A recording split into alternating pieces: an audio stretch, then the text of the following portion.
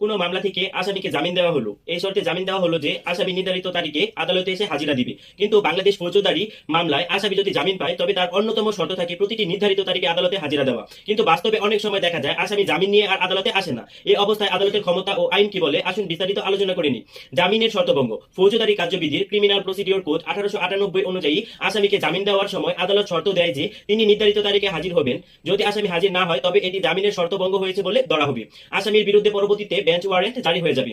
আদালত প্রথমে সমন জারি করতে পারে হাজিরার জন্য। হাজিরা না হলে গ্রেপ্তারি পরোয়ানা ওয়ারেন্ট অফ অ্যারেস্ট জারি করা হয়। দীর্ঘ সময় হাজির না হলে আদালত সাধারণত বেঞ্চ ওয়ারেন্ট ইস্যু করে যাতে পুলিশ আসামিকে গ্রেফতার করে আদালতে হাজির করে। জামিন বাতিল। সেকশন 497 সাবসেকশন 5 সিআরপিসি বলেছে যদি আসামি বারবার অনুপস্থিত থাকে আদালত তার জামিন বাতিল করে দিতে পারে। জামিনদার থাকলে আদালত তাকে সুকোজ করবে কেন আসামিকে হাজির করানো হলো না। জামিনদারের কাছ থেকে বন্ড ফর কে ইস ফাইচার বা জামিননামা বাজেয়াপ্ত হতে পারে। আসামিকে পলাতক ঘোষণা করবেন। যদি আসামি দীর্ঘ সময় হাজির না হয় আদালত তাকে পলাতক আসামি হিসেবে ঘোষণা করে দিবেন। মামলার অগ্রগতি। আসামি ছাড়া বিচার কাজ এগোয় না, তাই মামলার অগ্রগতি থেমে যায় যতক্ষণ না আসামিকে আবার গ্রেপ্তার বা হাজির করা যায়। সারসংক্ষেপে যদি আমরা একটু বোঝার চেষ্টা করি, সেই ক্ষেত্রে মারামারি মামলায় যদি জামিন পাওয়া যায়, আসামি যদি আদালতে হাজির না হয় তাহলে কি হবে? তার বিরুদ্ধে সমন ও পরে গ্রেপ্তারি পরোয়ানা জারি হয়ে যাবে, জামিন বাতিল হয়ে যাবে, জামিনদার এর বন্ড বাজেয়াপ্ত হয়ে যাবে, আসামিকে পলাতক হিসেবে ঘোষণা করা হবে। এই ক্ষেত্রে অনেক সময় দেখা যায় যে আসামি জামিনে আছে, আদালতে আসে নাই, দীর্ঘ সময় সবকিছু হয়ে গেছে, পরবর্তীতে আবার এসে বলে কি আমাকে আবার একটু কষ্ট করে জামিন নিয়ে দেন। আসামি যদি মারামারির মামলায় জামিন নেওয়ার পরও আবার হাজির না হয় তখন তার জামিন বাতিল হয়ে যায় এবং আদালত গ্রেপ্তারি পরোয়ানা জারি করে। কিন্তু পরবর্তীতে আবারও জামিন নেওয়া যায়, তবে একটু কঠিন হয়ে যায়। সেক্ষেত্রে কিছু শর্ত থাকে। সেক্ষেত্রে অবশ্যই আসামিকে আত্মসমর্পণ করতে হবে। আসামিকে অবশ্যই আদালতের সামনে আত্মসমর্পণ করতে হবে। তিনি যদি পুলিশের হাতে ধরা পড়ে যান সেক্ষেত্রে গ্রেপ্তার দেখানোর পর আদালতে তোলা হলে সেখানেও জামিন আবেদন করা যাবে।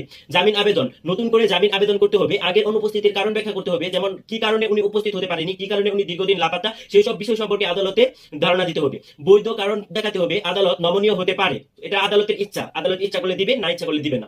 শর্ত কঠোর হতে পারে। আদালত জামিন দিলে শর্ত আরো কঠোর করবে, যেমন প্রতি তারিখে হাজিরা দেওয়া বাধ্যতামূলক, জামিনদারের সংখ্যা বাড়িয়ে দিবে, বেশি অঙ্কের বন্ড দিতে হবে। উচ্চ আদালতে জামিন। যদি নিম্ন আদালত জামিন না দেয় তাহলে আসামি হাইকোর্টে জামিন আবেদন করতে পারবে। হাইকোর্ট অনেক সময় ন্যায় বিচারের স্বার্থ জামিন দেয়, তবে অনুপস্থিতির কারণ সন্তোষজনক হতে হবে। জামিনদারের ভূমিকা। পূর্বের জামিনদারকে শাস্তির মুখোমুখি হতে হবে। নতুন জামিনের সময় অন্য জামিনদার লাগতে পারে। সারসংক্ষেপে আমি একটু বলে দিচ্ছি। আগে আত্মসমর্পণ করতে হবে, জামিনের জন্য লিখিত আবেদন করতে হবে, আগের অনুপস্থিতির যথাযথ কারণ দেখাতে হবে। আদালত চাইলে জামিনের শর্ত কঠিন করবে, না চাইলে নামঞ্জুর করে দেবে, সেটা আদালতের এখতিয়ার।